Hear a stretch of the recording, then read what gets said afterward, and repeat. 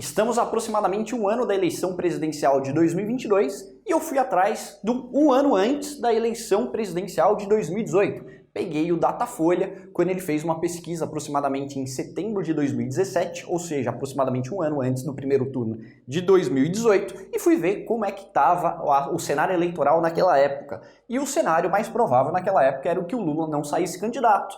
E daí tem esses 4 principais candidatos aqui e eu vou falar, olha que absurdo quanto que era a porcentagem desses candidatos um ano antes da eleição. Então se você quer esperança, isso aqui pode ser esperança para você, é o que faltava para você. Bom, Marina Silva tinha aproximadamente 23% de intenção de voto, Bolsonaro aproximadamente 18% de intenção de voto, Ciro 10% e Dória 10%. Isso daqui do Dória é muito da questão do PSDB, onde o PSDB ainda não tinha morrido tanto, né? Tava morrendo, mas não tinha morrido tanto. E o Dória também não era tão rejeitado pela população brasileira. Hoje ele é muito mais rejeitado do que ele era em 2018 e muito mais rejeitado em 2018 do que ele era em 2016. Em 2016 ele conseguiu fazer uma campanha bastante interessante para a Prefeitura de São Paulo, ganhando o primeiro turno. Ele foi muito bem naquela eleição, ele tinha alguns traços de personalidade bem interessantes.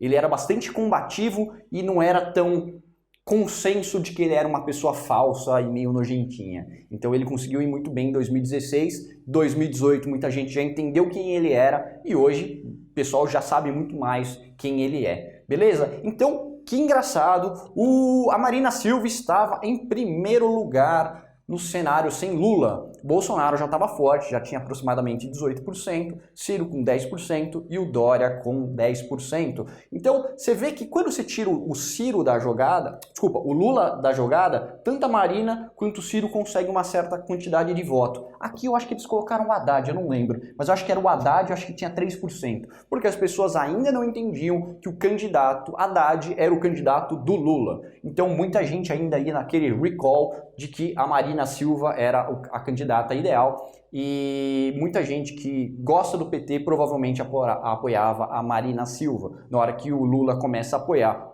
o Andrade, o Haddad, a Marina começa a derreter. E tem outros fatores também que fazem ela derreter. Parênteses. Aqui em São Paulo é muito engraçado, porque quando você vai fazer disputa para a Prefeitura de São Paulo, o Russomano sempre larga na frente, assim, quase ganhando no primeiro turno.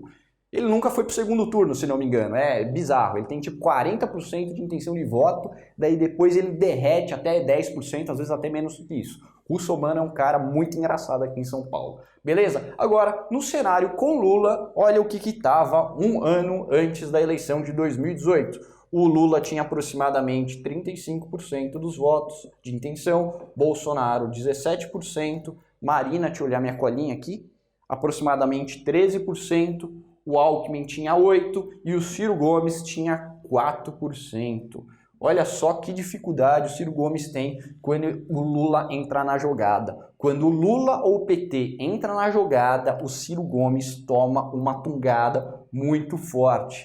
Muito perigoso para o Ciro Gomes, porque ele tem uma parte muito pequena de público cativo, seria, sei lá, 4, 5%, que é a militância dele, basicamente, né? Que o pessoal geralmente mais de esquerda, geralmente pessoal do sexo masculino, de bolhas mais intelectualizadas. Então, geralmente, o Ciro vai muito bem nessa parte da sociedade. Mas olha só que bizarro como é que estava um ano antes da eleição presidencial de 2018. Então, você pode olhar para isso e falar assim, nossa, beleza, Felipe, então qualquer candidato tem chance de explodir ano que vem? E qualquer candidato que está bem esse ano pode ir para o fundo ano que vem? Não acho que é assim, não é, isso aqui não é terra plana, não é, tudo pode acontecer. Eu acho que isso daqui abre um precedente de como as coisas são volúveis, mas é muito difícil tirar o Lula do segundo turno, eu acho que ele pode diminuir de tamanho, mas eu acho muito difícil tirar ele do segundo turno. Eu acho que o Bolsonaro tem uma parte do público cativo, mas eu acho que ele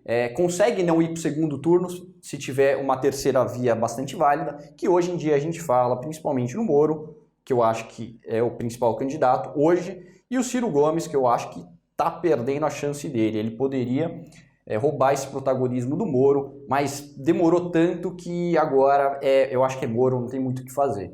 Beleza? Então eu acho que é mais ou menos isso que pode acontecer em 2022 E, sei lá, daí tem outros nomes, né, meio grotescos, meio engraçados, por exemplo, Cabo Daciolo, pô, como será que ele vai? Sei lá, acho que ele tava com 2, 3%, sei lá, teve mais voto que a Marina Silva, eu acho. Eu acho que teve mais voto que a Marina Silva.